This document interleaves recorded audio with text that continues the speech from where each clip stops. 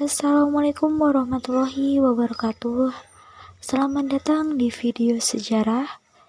Perkenalkan, nama saya Regita Setiarini, NPM 20220022, semester 3. Kali ini saya akan membahas tentang perlawanan rakyat Minangkabau, Sumatera Barat terhadap pemerintahan Belanda. Perlawanan ini biasa dikenal dengan istilah Perang Padri. Video saya ini tentunya untuk memenuhi tugas perkuliahan pada mata kuliah Sejarah Indonesia Masa Kolonial abad 16 sampai 19, tentunya dengan dosen pengampu Ibu Sumiatun MPD. Untuk lebih lengkapnya, mari kita simak bersama-sama. Perang Padri berlangsung sekitar pada tahun 1821 sampai 1837. Perang Padri merupakan perlawanan rakyat Minangkabau, Sumatera Barat terhadap pemerintahan kolonial Belanda. Baik, di sini kita akan membahas satu persatu tentang yang pertama, apa yang melatar belakangnya terjadinya Perang Padri, yang kedua, bagaimana berlangsungnya Perang Padri, dan yang ketiga, kenapa bisa berakhirnya sebuah Perang Padri. Perang Padri berawal dari perseteruan kaum ulama dan kaum adat Minangkabau. Kaum ulama ini terdiri dari masyarakat Minangkabau yang memeluk agama Islam dan berpakaian serba putih, sehingganya mereka dijuluki sebagai kaum Padri. Sedangkan kaum adat adalah masyarakat Minangkabau yang masih menjunjung tinggi adat dan menjalankan kebiasaan lamanya, seperti berjudi, bermabuk-mabukan, serta beradu domba ayam. Namun disinilah kaum Andri berupaya untuk memurnikan ajaran Islam. Namun hal ini justru malah menyebabkan pertentangan dan akhirnya terjadilah sebuah perang saudara antara kaum Padri dengan adat. Dalam perang saudara ini, kaum adat yang juga terdiri dari sebuah raja dan bangsawan Minangkabau akhirnya mereka pun terdesak meminta bantuan kepada Belanda untuk mengalahkan kaum Padri. Akan tetapi, keterlibatan Belanda inilah kemudian juga justru yang menjadi memperrumit keadaan pada waktu itu. Jalannya Perang Padri terbagi menjadi 3 fase.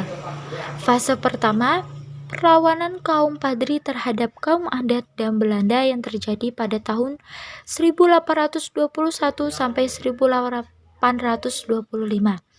Dalam fase pertama ini, kaum Padri dipimpin oleh Tuanku Pasama dan Tuanku Narenceh. Pasukan kaum Padri melakukan sebuah perlawanan di berbagai tempat. Perlawanan pertama ini dimenangkan oleh kaum Padri yang berhasil menguasai Sungai Puar, Guguk Sigandang, Tanjung Alam, dan Borneo. Akhirnya Belanda kemudian mengambil strategi damai pada tanggal 26 Januari 1824 dan akhirnya kaum Padri pun menyetujui untuk berdamai dengan pihak Belanda.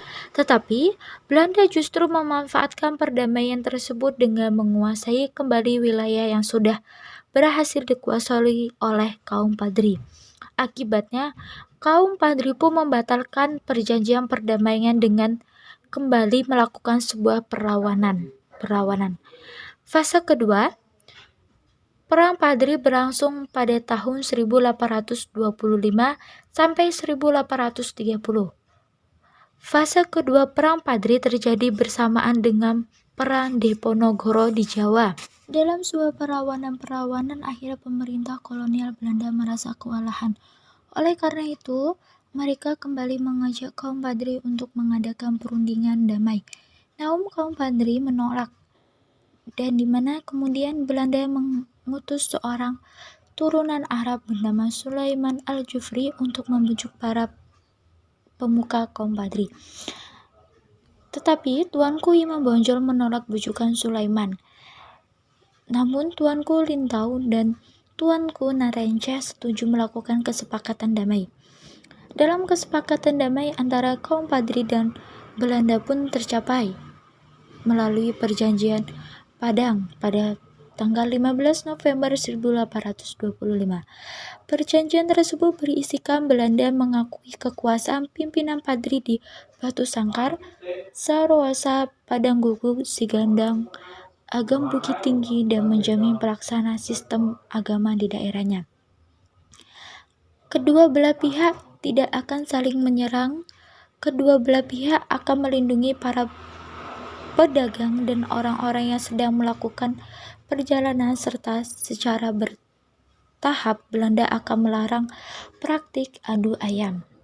Namun atas perjanjian ini kaum adat sangat kecewa terhadap Belanda, dan kaum adat pun merasa dirugikan.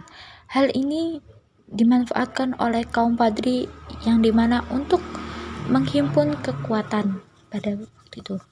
Lalu fase ketiga berlangsung setelah perang Diponegoro di Jawa usai, yaitu antara tahun 1830 sampai 1838. Pada fase ketiga ini, kaum adat yang merasa kecewa dengan Belanda justru bersatu dengan kaum Padri untuk melawan Belanda yang berusaha ingin menguasai Sumatera Barat.